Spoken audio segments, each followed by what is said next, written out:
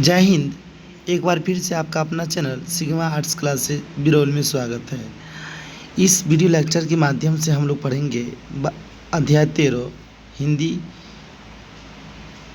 की टॉपिक्स देखेंगे और इस अध्याय का नाम है शिक्षा, जिनके लेखक का नाम है जय कृष्ण मूर्ति। तो इस वीडियो लेक्चर के माध्यम से हम लोग जय कृष्ण मूर्ति जी की जीवनी को स्पष्ट करने की कोशिश करेंगे। जय कृष्ण मूर्ति जी का जन्म 12 मई 1895 ईस्वी को आंध्र प्रदेश के मदनपल्ली नामक गांव में हुआ था और जिनका पूरा नाम जिद्दू कृष्ण मूर्ति था।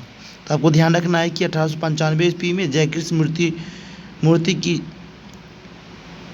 जी का जन्म हुआ था।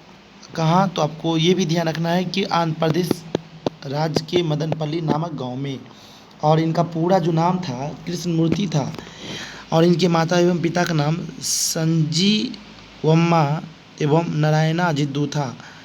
चूँकि 10 वर्ष की अवस्था में ही इनकी माता की मृत्यु हो जाती है और स्कूल में शिक्षकों तथा घर पर अपने पिता के द्वारा बहुत पीटे जाते थे।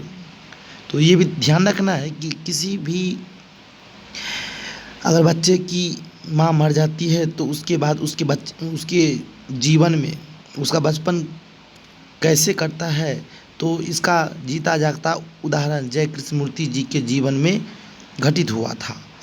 यही कारण है कि 10 वर्ष की अवस्था में ही जब इसकी माँ की मृत्यु हो जाती है, एक तो स्कूल के मास्टर द्वारा तो ये पीटे जाते ही है तथा अपने घर पर भी अपने पिता के द्वारा भी इनको बहुत पिटाई की जाती थी।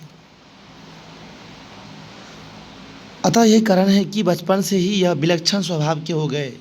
तो ध्यान रखना है कि जाहिर सी बात है, जब किसी बच्चे को बचपन से ही किसी भी कारणवश सिर्फ मारपीट खानी पड़े तो उसका स्वभाव विलक्षण तो होगा ही।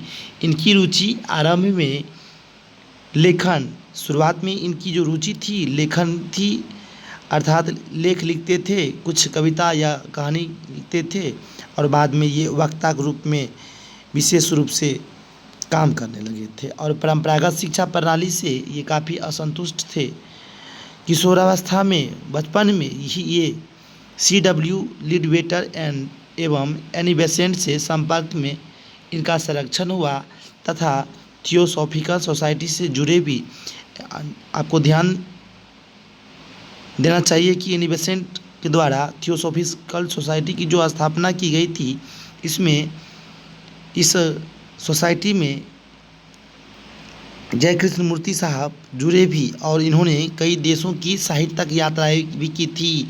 अर्थात जब किसी देश में साहित्य के ऊपर चर्चा की जाती थी तो वहाँ पर जाकर के ये भी साहित्य के प्रति कुछ बोलते थे, चर्चा करते थे। इनकी जो प्रमुख कृति है निम्नलिखित है, जैसे the first and last freedom, the only revolution और कृष्णमूर्तिज नोट इत्यादि। तो नेक्स्ट वीडियो में हम लोग शिक्षा पाठ का सारांश को भली भांति स्पष्ट करने की कोशिश करेंगे। तब तक अगर आप हमारे इस चैनल पर नए हैं तो इस चैनल को सब्सक्राइब कर लीजिए ताकि आने वाले जितने भी वीडियो हैं आपको मिलता रहे। जय हिंद, जय भारत।